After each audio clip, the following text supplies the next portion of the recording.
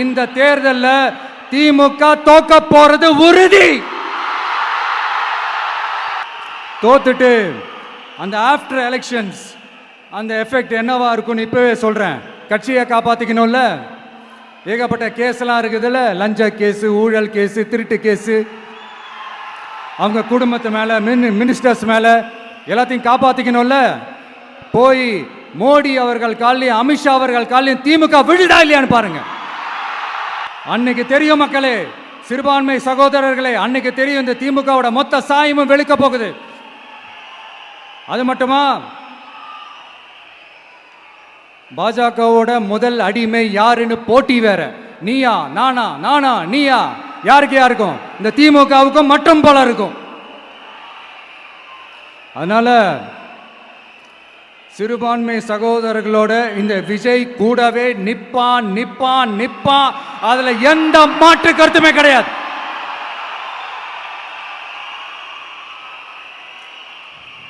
இப்ப ரீசெண்டா நிறைய காமெடியெல்லாம் நடக்குதுல்ல, ஸ்டாலின் சாரும் இந்த மற்றும் பலரும் ஒன்றா சேர்ந்துக்கிட்டு இந்த கருத்து கணிப்புன்ற பேரில் நிறைய அந்த கடுப்பில் விட்ட கணிப்பெல்லாம் விட்டுக்கிட்டு இருக்காங்க. அதில் திமுக 300 சீட்டு ஜெயிக்குமா, மற்றும் பலர் 700 சீட்டு ஜெயிக்குமா? யோ, எங்கேயா இருக்கு இத்தனை சீட்டு? குருட்டா மேட்டுக்கு சும்மா அடிச்சு விடுறது, ஒரு தில்லமுள்ளுக்கு ஒரு அளவே இல்லை. 40 வயசுக்குள்ள இருக்கிறவங்க மட்டும்தான் விஜய்க்கு ஓட்டு போடுவாங்களாம்.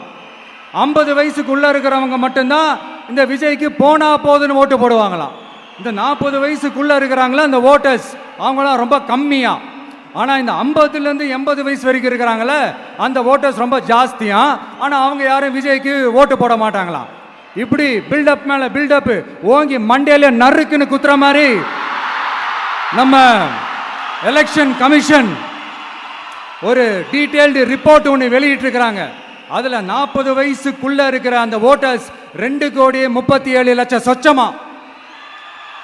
அதில் 50 வயசுக்குள்ள இருக்கிறவங்களையும் உள்ள சேர்த்துக்கிட்டீங்கன்னா 3,65,00,000 சொச்சமா. அந்த 3,65,00,000 சொச்சத்தில் 50 வயசுக்குள்ள இருக்கிற நம்மளோட அக்கா தங்கச்சிங்க மட்டும் எவ்வளவு தெரியுமா? 1,77,00,000 சொச்சமா.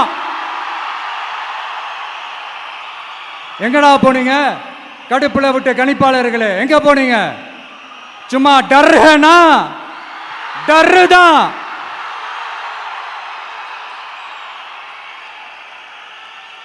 இந்த கடுப்புல விட்ட கணிப்பாளர்களுக்கு ஒரே ஒரு கேள்வி. இந்த 60 வயசு மேல இருக்கிறவங்க, இந்த 70 80 வயசுல இருக்கிற என்னுடைய அம்மா, பாட்டி, அப்பா,